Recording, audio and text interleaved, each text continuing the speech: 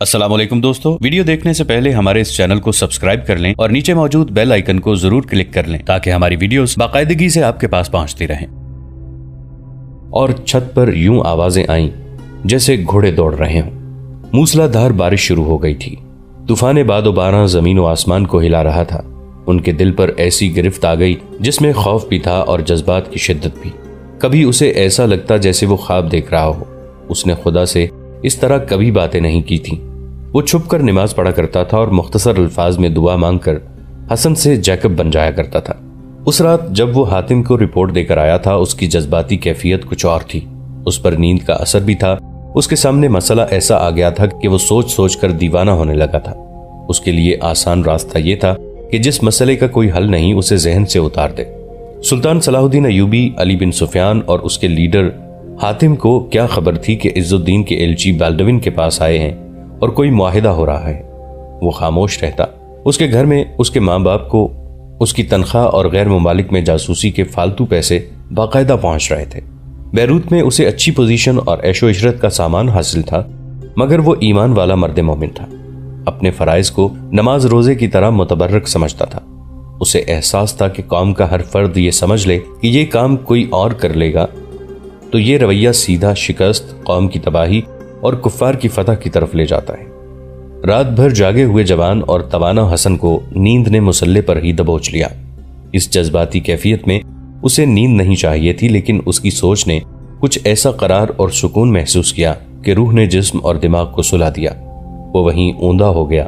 اسے اتنی مہلت نہ ملی کہ مسلح چھپا کر اور حضرت عیسیٰ علیہ السلام کا بت، مریم علیہ السلام کی تصویر اور صلیب پلنگ کے نیچے سے اٹھا کر اپنی اپنی جگہ رکھ دیتا، دروازہ کھول دیتا اور جیکب کے بحروپ میں پلنگ پر سو جاتا۔ وہ خوابوں کی دنیا میں پہنچ گیا۔ اس نے مسجد اقصیٰ دیکھی۔ یہ مسجد اس نے ایک بار دیکھی تھی جب وہ بیت المقدس میں جاسوسی کے ایک مشن پر گیا تھا۔ یہ مسجد ویران تھی۔ اس کے کھلے ہوئے دروازے اپنے نمازیوں کی راہ دیکھ رہے تھے، مگر مسلمان چھوٹی چھوٹی مسجدوں یا گھروں میں نماز پڑھ لیا کرتے تھے۔ صلیبیوں اور یہودیوں کے بچوں نے مسجد اقصیٰ کے صحن کو کھیل کا میدان بنایا ہوا تھا، جہاں بے شمار بچے جوتوں سمیت کھیل رہے تھے۔ صلیبیوں نے وہاں کے مسلمانوں کو خوفزدہ کر رکھا تھا۔ حسن مسجد اقصیٰ کے مقدس مقام اور مسلمانوں کے لیے اس کی اہمیت سے اچھی طرح واقف تھا۔ وہ جب وہاں گیا تھا تو اس کا نام ریلف نگلسن تھا۔ اب وہ بیروت میں خواب میں مسجد اقصیٰ کو دیکھ رہا تھا۔ اس کے گنبد پر بے شمار کبوتر بیٹھے تھے۔ کبوتر یکبارگی اڑے اور تمام کبوتر فضا میں جا کر شرارے بن گئے۔ یہ شرارے مسجد اقصیٰ کے ارد گرد گرنے لگے۔ مسجد کے اندر سے صلیبیوں اور یہودیوں کا ایک ہجوم نکلا۔ ان سب کے کپڑوں کو آگ لگی ہوئی تھی۔ وہ سب ادھر ادھر بھاگ گئے۔ وہ سب چیخ اور چلا رہے تھے، مگر کسی کی آواز نہیں سنائی دیتی تھی۔ فضا سے برستے ہوئے شرارے رنگ برنگے پرندے بن گئے اور ایک ایک کر کے مسجد اقصیٰ کے سبز گنبد پر بیٹھنے لگے۔ اب مسجد میں نہ کوئی صلیبی تھا نہ یہودی۔ حسن آہستہ آہستہ مسجد کی طرف چلا۔ آسمان نیلا تھا، دن کی روشنی بھی نیلی تھی۔ مسجد کے دروازے میں ایسی چمک دکھائی دی جیسے بہت بڑے آئینے پر سورج کی کرنیں پڑی ہوں۔ حسن کی آنکھیں خیرہ ہو گئیں۔ اس نے آنکھیں بند کر کے کھولیں۔ چمک یا نور کا یہ گولا وہاں نہیں تھا۔ وہاں سارا کھڑی مسکرا رہی تھی۔ حسن حیرت زدہ ہو کے رک گیا۔ سارا پاؤں سے سر تک چاند کی طرح سفید لبادے میں ملبوس تھی۔ اس کا چہرہ اور دونوں ہاتھ نظر آ رہے تھے۔ اس کی مسکراہٹ سے اس کے دانت اتنے زیادہ سفید نظر آ رہے تھے جتنی سفیدی اس زمین کے لوگوں نے کبھی نہیں دیکھی۔ سارا نے بازو پھیلا دیے۔ اس کے ہونٹ ہلے نہیں تھے، لیکن حسن کو اس کی مترنم آواز سنائی دی۔ ہاں جاؤ، مسجد اقصیٰ ہماری ہے۔ اس مسجد میں جو کافر داخل ہوگا اس پر آسمان آگ برسائے گا، اور جو مسلمان اس مسجد کے تقدس کو بھول گئے ہیں ان پر بھی آگ برسے گی۔ میں نے اس کے صحن کو زمزم کے پانی سے دھویا ہے، میرے گناہ دھل گئے ہیں۔ آؤ آؤ۔ حسن کی آنکھ کھل گئی۔ اس نے پھر آنکھیں موند لیں۔ وہ اس خواب سے دستبردار نہیں ہونا چاہتا تھا، مگر موندی ہوئی آنکھوں میں اندھیرے کے سوا کچھ نہیں تھا۔ وہ اب حقیقت کی دنیا میں لوٹ آیا تھا۔ چھت پر اور ادھر ادھر موسلا دھار بارش کا قیامت خیز شور اور جھکڑ کی چیخیں تھیں۔ اس میں سمندر کی بھی آواز تھی جو پہلے سے زیادہ غصے میں آ گیا تھا۔ باد و باران اور بحرہ روم کے اس ہنگامے میں حسن کو ایسے لگا جیسے کسی نے اس کے دروازے پر دستک دی ہو۔ یہ اس کا وہم بھی ہو سکتا تھا۔ وہ وہم سے ہی بیدار ہو گیا۔ اس نے صلیب، حضرت عیسیٰ علیہ السلام کا بت اور مریم علیہ السلام کی تصویر اٹھا کر سب کو اپنی اپنی جگہ لٹکا دیا۔ اس دوران دروازے پر دستک بڑی صاف ہوئی۔ حسن نے مسلح لپیٹ کر تکیے کے پیچھے رکھ دیا اور دروازہ کھولا۔ دروازے میں سارا کھڑی مسکرا رہی تھی۔ بادو باراں کا یہ سما کہ برآمدے سے پرے کچھ اور نظر نہیں آتا تھا۔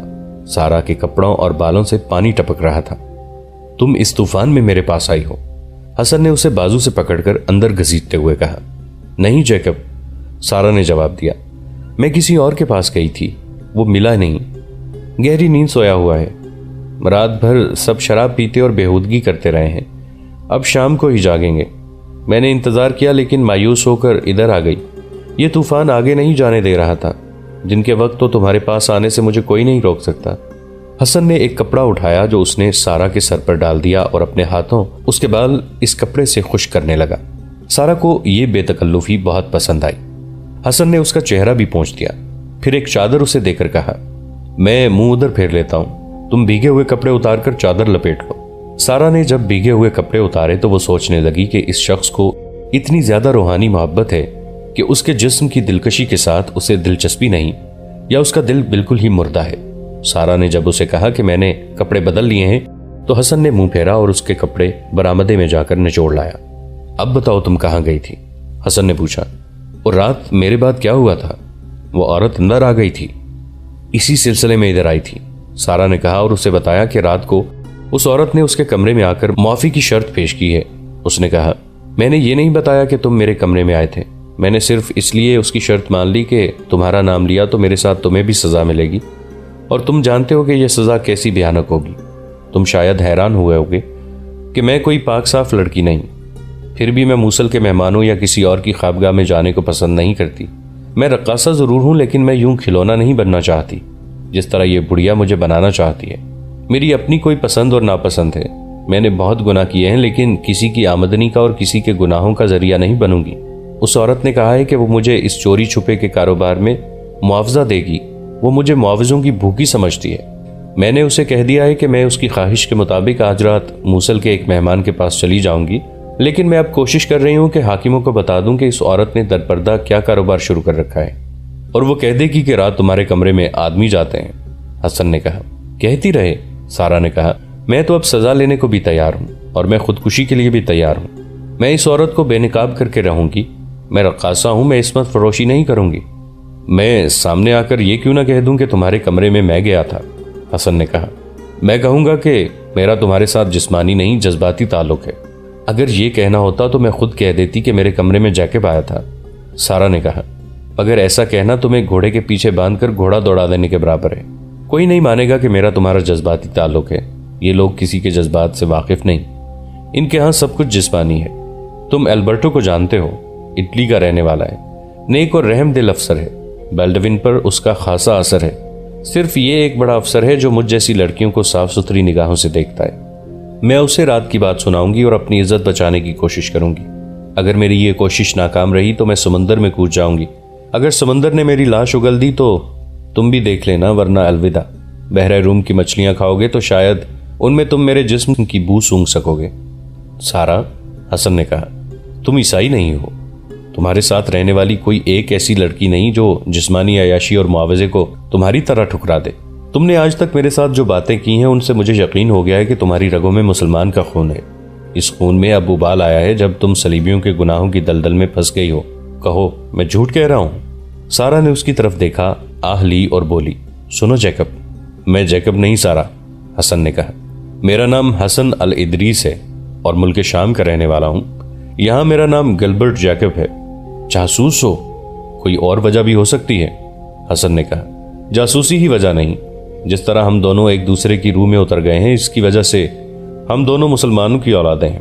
اس نے تکیے سے مسلح نکالا اور دیوار میں سے ایک پتھر ہٹا کر اس کے پیچھے سے قرآن کا ایک چھوٹا سا نسخہ نکالا۔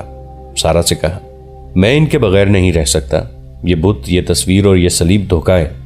اگر میں کسی سے کہہ دوں کہ تم عیسائی نہیں مسلمان ہو تو کیا کرو گے؟ سارا نے ہنس کر کہا، تم جاسوس نہیں ہو سکتے، جاسوس اپنا آپ اس طرح ظاہر نہیں کیا کرتے۔ کہہ دو، حسن نے کہا، میں تمہاری نظروں کے سامنے اس طوفان باد و بارہ میں غائب ہو جاؤں گا۔ جاسوس میری طرح اپنا آپ ظاہر نہیں کیا کرتے، اور جب ظاہر ہوتے ہیں تو اتنی آسانی سے ہاتھ بھی نہیں آتے۔ تم سمجھتی ہو، لیکن سارا مجھے یقین ہے کہ تم کسی سے نہیں کھاؤ گی۔ حسن نے آگے بڑھ کر سارا کا چہرہ اپنے ہاتھوں کے پیالے میں لے کر بالکل قریب کر لیا۔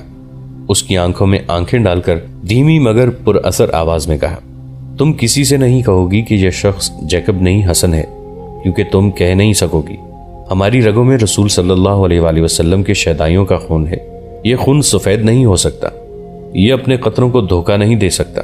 سارا کی آنکھوں کو حسن کی آنکھوں نے جکڑ لیا۔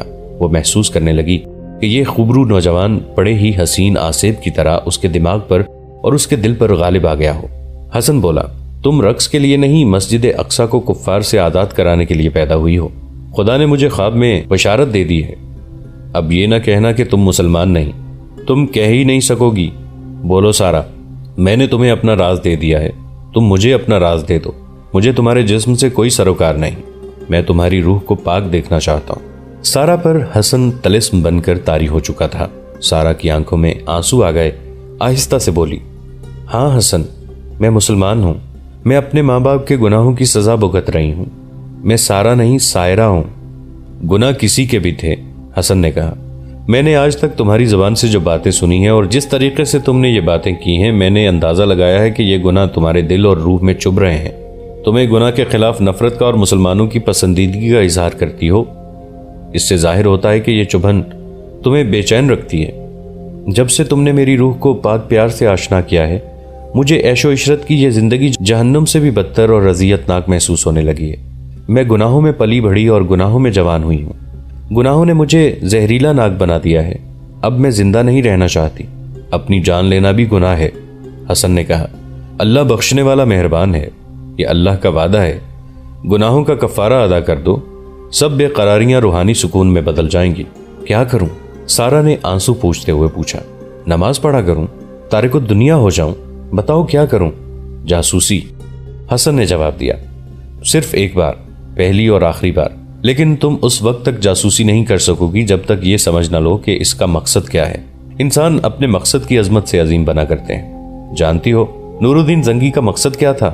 سلطان صلاح الدین ایوبی کا مقصد کیا ہے؟ یہ تو بہت بڑے لوگوں کی باتیں ہیں، میں ان کے مقابلے میں کچھ بھی نہیں، لیکن تم نے میری ذات میں اور میری آنکھوں میں ایسا تاثر دیکھا ہوگا جس نے تم سے سچ بات کہلوا لی ہے۔ یہ دراصل میری ذات کا اثر نہیں، یہ میرے مقصد کی عظمت ہے جو مجھے ایمان سے زیادہ عزیز ہے۔ مقصد کی ہی عظمت ہے اور اسی کا تقدس ہے کہ تمہارا یہ حسن اور تمہارے جسم کی یہ کشش جو عبادت گاروں کو چونکا دیتی ہے، مجھ پر اثر نہیں کر سکی۔ کیوں نہیں کر سکی؟ صرف اس لیے کہ میں انسانوں اور اشیاء کو روح کی نظروں سے دیکھا کرتا ہوں۔ میں سلطان صلاح الدین ایوبی کا مقصد اچھی طرح جانتی ہوں، سارا نے کہا۔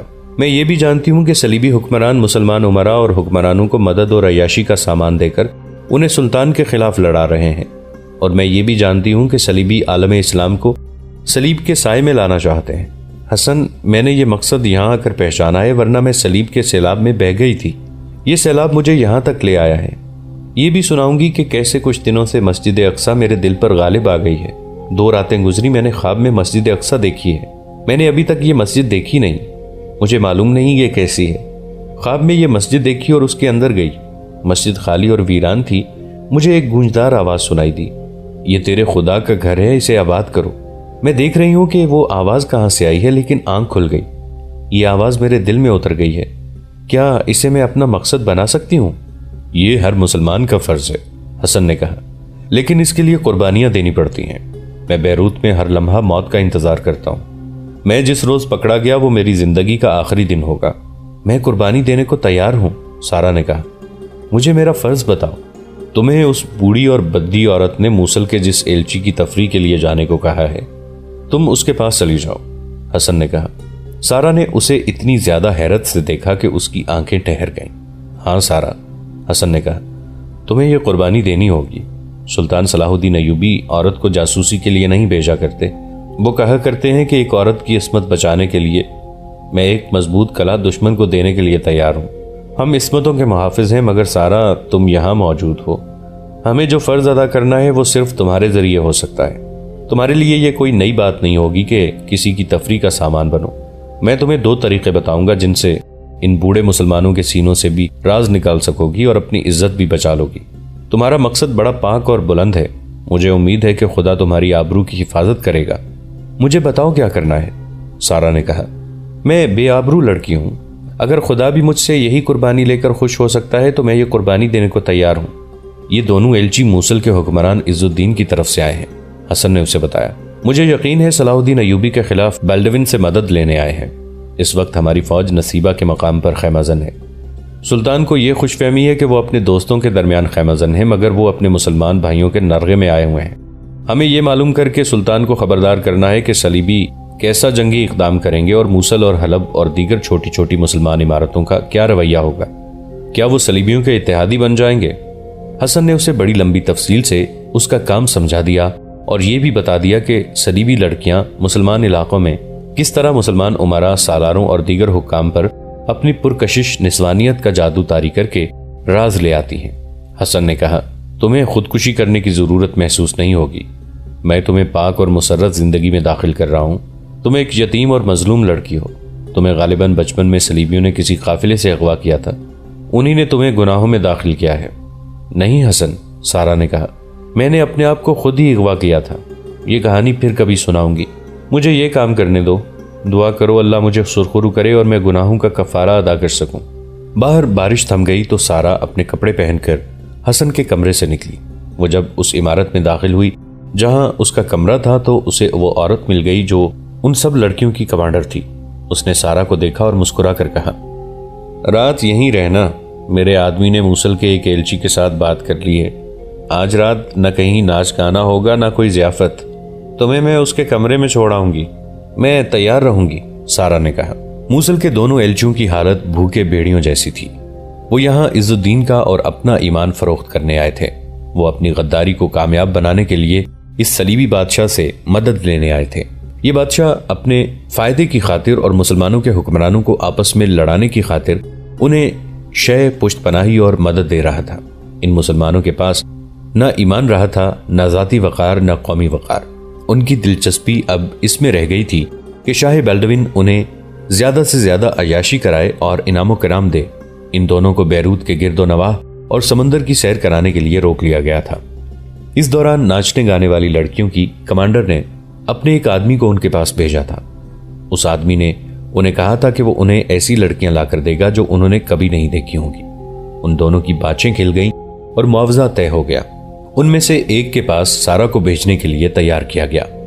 رات سارا کو سیاہ لبادے میں چھپا کر ایک ایلچی کے کمرے تک پہنچایا گیا۔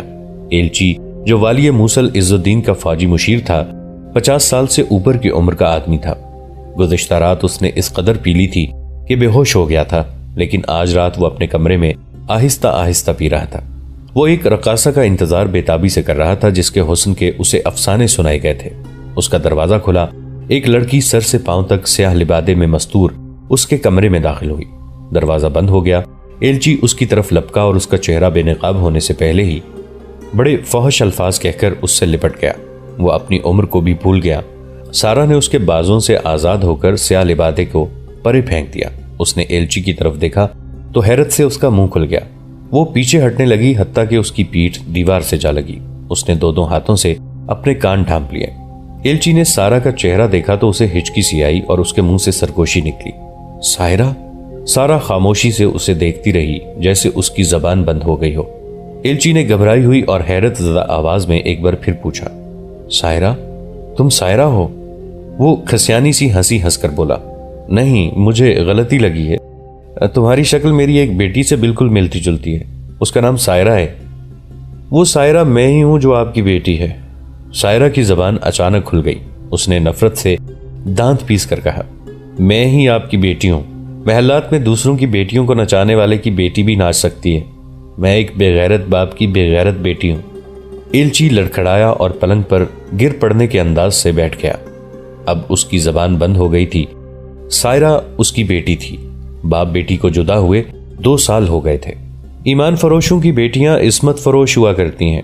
سارا آگے بڑھی اور باپ کے سامنے رک کر نفرت سے دانت پیسنے لگی۔